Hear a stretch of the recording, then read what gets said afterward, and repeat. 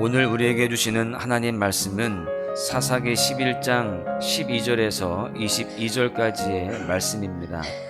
입다가 암몬 자손의 왕에게 사자들을 보내 이르되 내가 나와 무슨 상관이 있기에 내 땅을 치러 내게 왔느냐 하니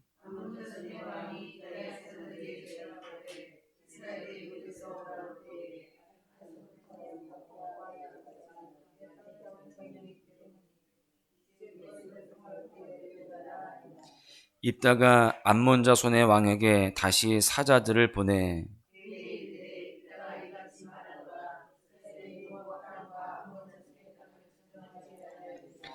이스라엘이 애굽에서 올라올 때에 광야로 행하여 홍해에 이르고 가데스에 이르러서는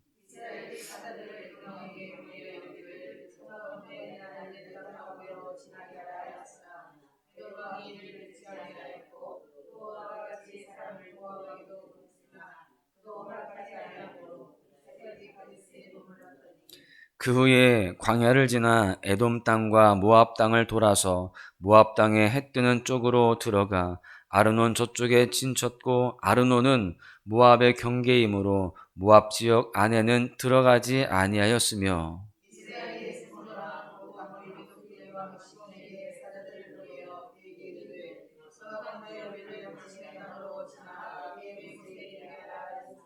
시온이 이스라엘을 믿지 아니하여 그의 지역으로 지나지 못하게 할 뿐 아니라 그의 모든 백성을 모아 야하스에 진치고 이스라엘을 침으로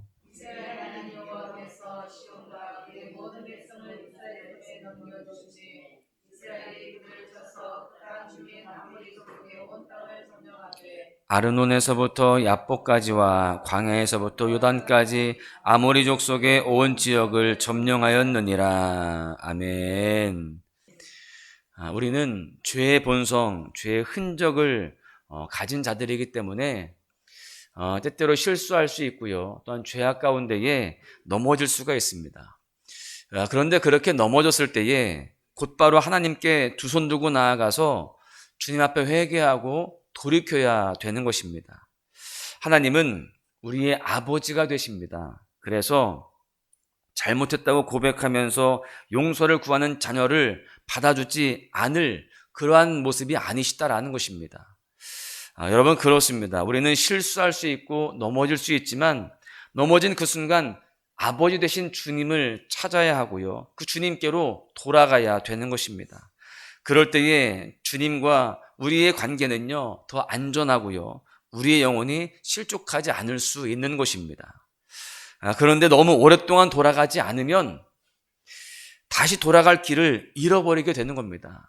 그래서 더 많이 방황하게 되고요, 결국에 실족하게 되는 것입니다. 오늘 본문은 이스라엘 백성들이 하나님을 너무 오래 떠나 있었던 때 다시 돌아갈 길을 잃어버린 때와 같은 그러한 상황 가운데 있었습니다. 이스라엘 백성들은 여호와 하나님이 아닌 바알과 아스타롯 그리고 아람과 시돈과 모압과 암몬 블레셋의 신들을 섬겼습니다. 어느 한 나라의 신만 섬긴 게 아니고요, 그 지방의 모든 이방 신들을 음란하게 다 섬겼다는 것이 굉장히 충격적이죠. 하나님께서는 블레셋과 암몬 자손의 손에 이스라엘을 파셨습니다. 그래서 이스라엘은 블레셋과 암몬 족속에게 18년 동안이나 억압을 당하게 됩니다. 그러던 중에 암몬 족속이 전쟁을 걸어옵니다. 암몬 족속은요, 모든 군대를 이끌고 길르앗에 진을 치고 이스라엘을 침공하게 됩니다. 이스라엘 자손들은 그에 맞서서 길르앗 건너편인 미스바 남쪽에 진을 치고 그렇게 서로 대치가 이루어지게 되죠. 이 과정에서 입다가 이스라엘의 머리로 세워지게 되었던 것입니다. 이때 입다는요, 곧바로 군사를 동원해서 싸움을 하지 않습니다. 싸우기 전에 먼저 암몬 왕에게 사자를 보내요. 먼저 평화롭게 문제를 해결할 방법이 없을지 대화와 교섭으로 먼저 다가간 것입니다. 춘추시대 전쟁을 어떻게 치러야 하는지 전략을 담은 손자병법에 보면은요, 최상의 승리란 싸우지 않고 이기는 것이다 라는 말이 나옵니다. 손자병법은요, 의외로 전쟁을 권하지 않습니다. 가급적 싸우지 않는 것이 바람직하고 어쩔 수 없이 싸우게 된다면 최대한 빠르게 피해 없는 승리를 거두는 것이 좋다. 이렇게 이야기합니다. 그것이 손자병법의 핵심이라는 거예요. 입다 또한 싸움을 피할 길을 찾으면서 먼저 외교 교섭으로 그렇게 다가간 것입니다. 입다는 사자를 보내서 암몬 왕에게 가장 먼저 내가 나와 무슨 상관이 있기에 이렇게 말합니다. 풀어서 이야기하면 나하고 너하고 무슨 원한질 일이 있기에 침공을 했느냐 이렇게 묻는 것이죠. 암몬 족속이 왜 이스라엘을 치려고 하는지 도무지 이해할 수 없다라는 그런 질문을 하면서 교섭을 시작하는 것인데요. 그때 암몬 왕이 이렇게 대답을 합니다. 이스라엘이 애굽에서 올라올 때 아르논강에서부터 야복강과 요단강까지 내 땅을 점령하였으니 그 땅을 돌려달라 이렇게 이야기합니다. 그런데 이 이야기는 터무니없는 소리입니다.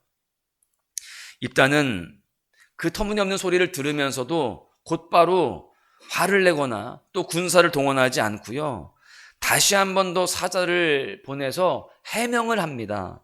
16절부터 그 내용이 나오는데 이 암몬 왕의 내용이 부당하다, 잘못된 것이다 라는 것을 역사적인 선리를 들어서 잘 설명을 해줍니다.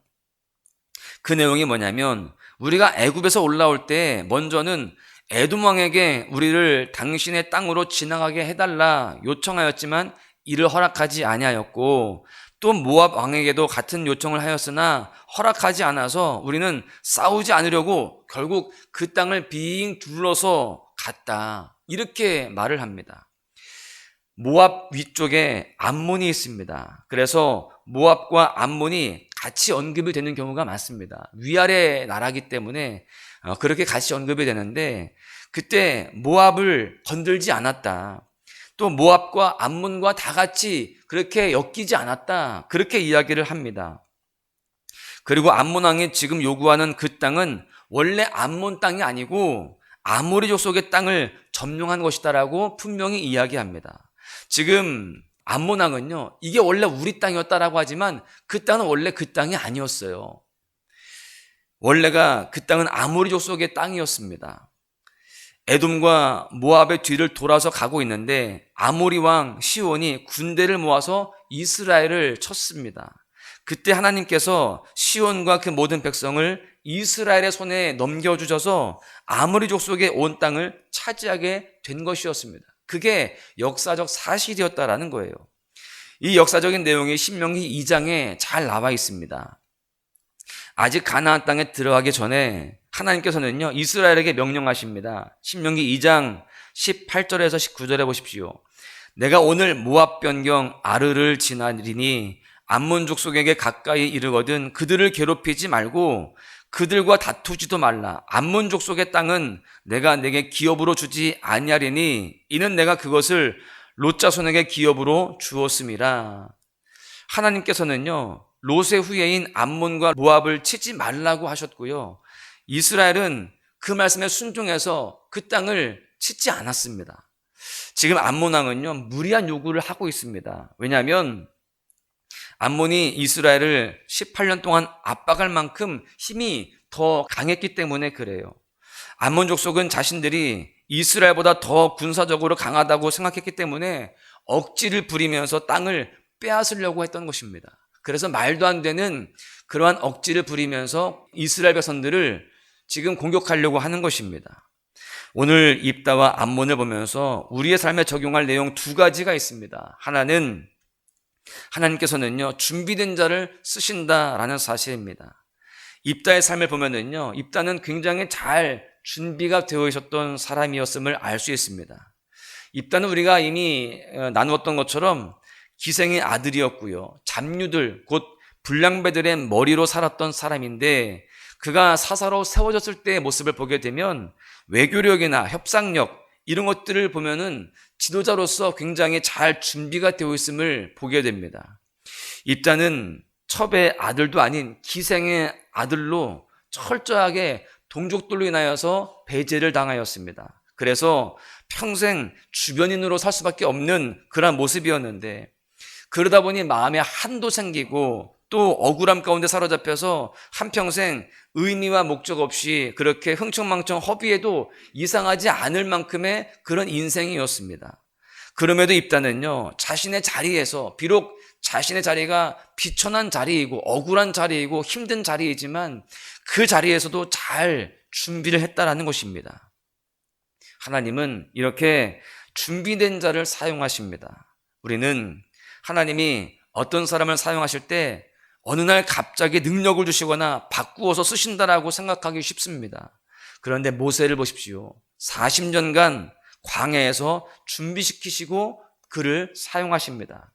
마찬가지로 하나님은요, 어떤 사람을 사용하실 때 그 사람을 오래전부터 철저하게 준비시키고 또 그 가운데에 그를 사용하시는 것입니다. 겸손과 순종으로, 때로 억울하고 분노하고 원망이 나오는 상황에서도 주님께 그 상황을 맡겨드리면서 인내하고 하나님의 때를 기다리는 자를, 그렇게 훈련된 자를, 또 준비된 자를 사용하시기를 기뻐하신다라는 것입니다. 여러분은 지금 어떤 상황 가운데 있으십니까? 혹 입다처럼 원망할 것 같은 그런 상황들이 많은 그러한 모습들 가운데 계시진 않습니까? 그 자리에서 불평과 원망으로 시간들을 보내면 안 될 줄로 믿습니다. 이 땅에서 우리는 허락된 내 상황과 그 시간들 속에서 비록 힘들지만 원망이 나올 만한 그런 상황들도 있겠지만 그 상황 위에 계신 하나님을 바라보면서 묵묵하게 겸손과 인내로 나아가실 수 있기를 축복합니다. 그 자리가 어떤 자리이든 준비되는 자리가 되시기를 바랍니다. 그럴 때에 하나님은 그 준비된 그 모습 속에서 하나님의 귀한 역사를 그렇게 이루어가게 되실 줄로 믿습니다. 우리의 그 준비와 그리고 하나님의 그 준비하심 속에서 카이로스의 때에, 하나님의 때에 하나님의 영광이 나타나고 우리 또한 역전의 은혜를 맛보게 될 줄로 믿습니다. 두 번째는요, 힘은 평화를 이루기 위해서 사용해야 된다라고 하는 사실입니다. 암몬은요, 힘을 가지고 지금 억지를 부리고 있다라고 말씀을 드렸죠. 죄인들이 모인 세상에서 이런 모습은 당연합니다. 세상 사람들은요, 힘을 가지고 상대적으로 힘이 적은 자들의 것을 빼앗아서 자기의 배를 부르게 합니다. 힘을 가지고 정의를 실현하고 자비를 베푸는 것이 아니고 그저 자신이 가진 힘을 과시하면서 힘이 곧 법이 되는 삶을 살려고 한다라고 하는 것입니다. 암몬도 그러한 모습이었어요. 이스라엘보다 힘이 더 세다라고 스스로 생각하니까 지금 억지를 부리면서 땅을 빼앗으려고 하는, 역사를 왜곡하면서까지 그렇게 억지를 부리는 그런 모습을 가지고 있었던 것입니다. 그런데요, 우리는 힘을 가지고 평화를 이루어야 하는 사람들인 줄로 믿습니다. 예수님을 보십시오. 참 왕이신 예수님께서는요, 가장 큰 힘을 가지셨던 예수님께서는요, 오히려 가장 낮은 곳으로 임하셨습니다. 그리고 죽기까지 우리를 섬기셨습니다. 그 섬김으로 인하여서 우리가 생명을 얻게 되었죠. 우리는 이 사실을 기억하면서 우리도 우리에게 주어진 힘이 있다라고 한다면, 남들이 가지지 못한 것을 가지고 있다라고 한다면 그것으로 더 섬기고 평화를 이루기 위해서 힘써야 되는 것입니다. 그럴 때 주님은 그러한 사람들을 통하여서 더 합력하여 선을 이루시고 또 은혜 위에 은혜를 더하시는 줄로 믿습니다. 결론의 말씀을 드립니다. 우리 모두요, 하나님께서 각자의 가정과 일터와 교회에서 세워주신 대로 주신 권위와 힘을 가지고 나를 자랑하고 또 남을 짓밟고 빼앗는 데 사용하지 않고 예수님처럼 더 낮아져서 섬기고 또 나에게 있는 것으로 물질이든 재능이든 직위든 남을 살리고 돕고 세우는데 더 많이 사용해야 할 줄로 믿습니다. 우리가 있는 곳만큼은요, 세상의 양육강식과 무한 이기주의 속의 경쟁 원리가 아니라요, 그리스도의 은혜 원리가 적용되는 그 가운데 하나님의 나라가 실현되어지는 그러한 공동체, 그러한 장소와 그러한 관계들이 되어야 할 줄로 믿습니다. 무엇보다 우리가 진정한 힘은 하나님에게서 온다라는 사실을 깨닫고 내가 가지고 있는 그것들을 자랑하고 그것들을 가지고 다른 사람들을 짓밟는 것이 아니라 오직 주님의 은혜 안에서 서로 사랑하고 돕는 모습들이 되어야 되는 것입니다. 그리고 오직 주님을 의지하는 삶이 되어야 할 줄로 믿습니다. 나의 힘이 되신 여호와여, 내가 주님을 사랑합니다. 이 다윗의 고백을 우리도 하면서 오직 주님만을 의지하고 주님만으로 살아갈 수 있는 그런 모습이 되어야 된다라는 것이 있죠. 그렇게 우리가 주님 편에 서서 주님을 의지하며 살아갈 때에 우리는 이 세상의 흐름과 죄악 속에서 무너지지 않고 넘어지지 않게 되는 것입니다. 우리가 주님만으로 참된 만족을 얻고 주님 안에서 참된 평화를 이루는 삶을 살고자 힘쓰기 위해서는요, 이 사실을 분명히 깨닫고 주님 안에 거하는 삶이 되어야 할 줄로 믿습니다. 오늘 하루 더욱더 주님 안에 거하시기를 바랍니다. 주님께서 허락하시는 그러한 모습 속에서 모든 상황 속에서 준비되어지시고 또한 준비된 그 힘 속에서 더욱더 평화를 이루어내면서 주님을 높여드리고 주님의 뜻을 이루어가는 복된 삶을 살아가시기를 주님의 이름으로 간절히 축원합니다. 예수 열방에서만 예수 우리의 위로자 주는 온 땅에 영원한 소망 예수 어둠 속의 빛 예수 변함없는 진리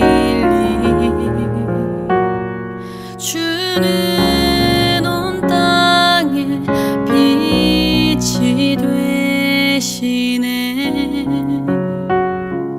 우리 위해 죽으시고